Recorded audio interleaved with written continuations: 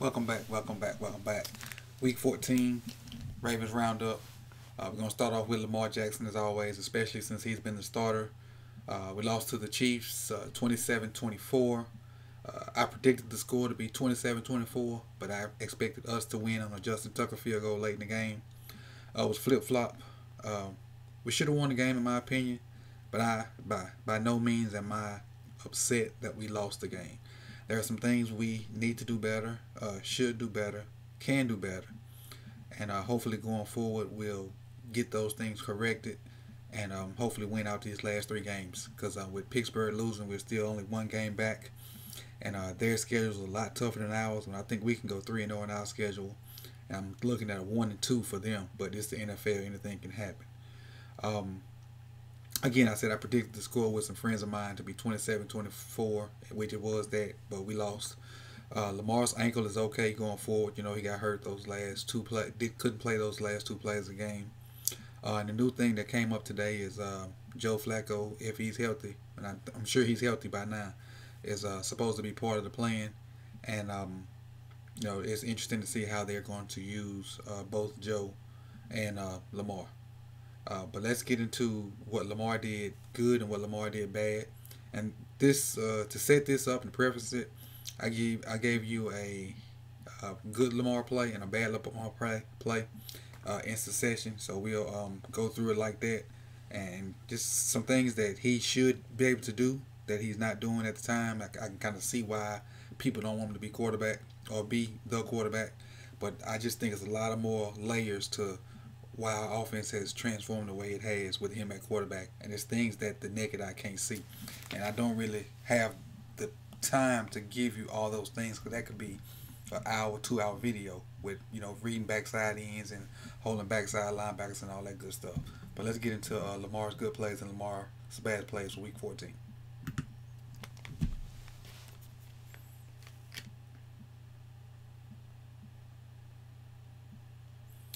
The 9:44 in the second quarter.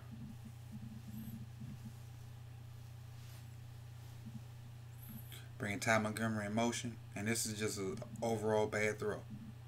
All right, stop it right there. If he completes this throw, we have leverage. Have a block in there, a block in there. He has at least 10 yards. Look where the safety is, and these guys are in pursuit. He has at least 10 yards, maybe even score. Lamar skips the ball to him. Got to hit those. Wide open throws, uncontested. Got to hit them. Second quarter, 10:48 left. So this will be a good play from Lamar. Bringing Snead in motion. I think this is a straight drop back. Yeah, no play action. Straight drop back. 3-step drop. Bam, on time. Hit Snead in stride. Why we can't do more of that? Why we don't call more of that? I don't understand why, but you know, I'm not in the meetings. I'm not there. All I can do is speculate. But just to go back on and show that that was no gimmick, that was no play action RPO type deal. That was a straight 3-step drop. Throw the ball on time. 1, 2, 3, bam, ball out. Simple. NFL quarterbacks can do that, and Lamar can do that. Now we have a bad play by Lamar. 4:15 in the third quarter. Let it run through. Simple slant. Gotta be able to hit that. Gotta be able to hit it. Let me back it up. No pressure. This is pitch and catch. I mean, he's giving people reason to say he shouldn't quarterback. Look at that. Drive the ball right there. He's 5 yards off the receiver that's the ball is intended for. Drive him the ball right here. Let him catch it and maybe get up the field. Give him a chance. But when you making throws like this, you know, the people that don't want you in there, you make their argument for them when you do things like this. I think it comes with reps, but at this point you got to start hitting those type things. My reps excuse will run out soon if he doesn't start hitting these. But now let's get into a good thing. This is where I think he's most dangerous. This is a straight drop back pass. It's not any kind of RPO. His initial reads weren't open, and he made something happen with his legs. Here is Kenneth Dixon right here. This is Raven's favorite Raven right here, and him and Lamar is gonna work together on a pass and run and make something happen. It's 1st and 20. I forgot to mention that after a penalty. So now Lamar looks like he's gonna run. The two Chiefs guys bite on the threat of the run, and Lamar just slips it to Dixon. So a 4-yard throw, 2 yards past the line of scrimmage, turns into a 21-yard gain because of the threat of Lamar's legs. That's where he's most dangerous at. Give him real drop back passes and let him, do something if it breaks down. 8:40 in the third quarter, or fourth quarter rather. Simple curl route, got to stick. Lamar skipped the ball to Willie Snead. Okay, the curl route, you got to have more than this is more than catch and throw. You got to at least have a 3-step drop on this.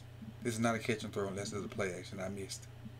No play action. That's unless this was a hitch, and if it was a hitch, that's even worse. It's even worse if it's a hitch. Gotta have this. Got to. No, that's an open throwing lane. This linebacker went that way. This linebacker's going here. Safety's way back here. Gotta stick that on him. Got to. To the point where almost with no excuses for it. And some of these throws I didn't notice in the game that I noticed tonight while watching film. These are no excuse throws. But now let's get into the good Lamar. And the next two good Lamars will be his touchdown throws. I think this was a very gutsy play on John Harbaugh's part. So we could have easily kicked this field goal, but I think he knew field goals were not going to beat this team, and great execution by the entire offense of getting this done on 4th and 1 or 2. Good play action. Get it done. Not only get the first down, we get the touchdown. Great call, Harbaugh and staff. This is 44 seconds left in the fourth quarter.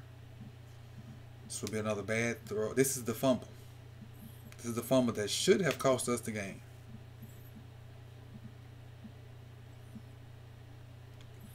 You got 4 guys rushing from this top side, 1, maybe 2 rushing from the bottom. So that's 6. You got 1, 2, 3, 4, 5 linemen. Running back, that's 6. Should be able to pick this up. I don't know if Lamar should have called pressure. Maybe should have called a full slide to the left. Or I don't know who's making these calls. I'm not in the meetings. I can't speculate. But just so you know, in any football that I coach, if you get 2 outside guys, if you get 2 guys coming, block the innermost guy, Stanley.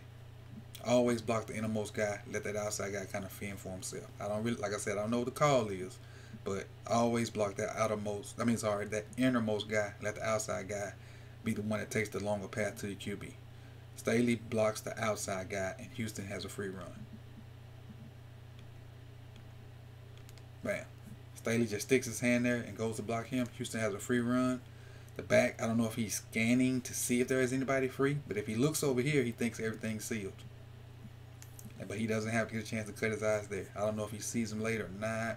He never sees him. Houston has a free run. So that play, it is a fumble by Lamar.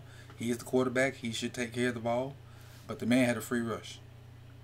Whoever fault it was to call protection, that's who this fumble's on.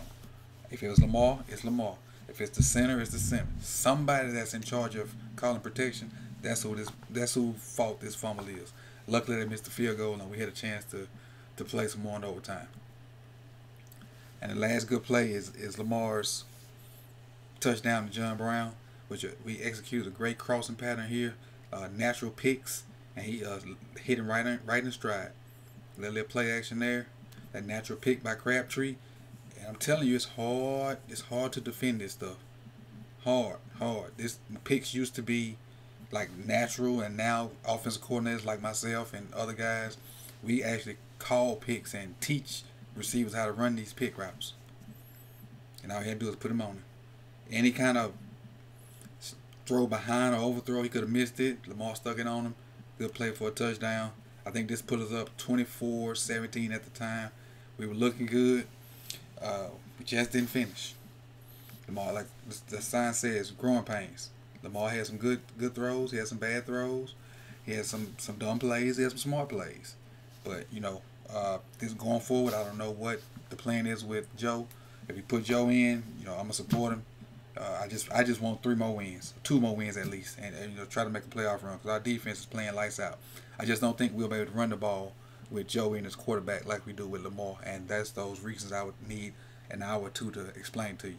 But again, like, comment, subscribe, share this on all your social media platforms, Twitter, you Reddit, Instagram if you got it, however you want to do it, and make sure you hit that notification bell so every time I load a video, you guys will be the first to get it and can get in on it. And again, this is Coach Evans. Follow me on Twitter also, Coach Evans 9. Ravens Roundup, Week 14. Lamar Jackson's growing pains.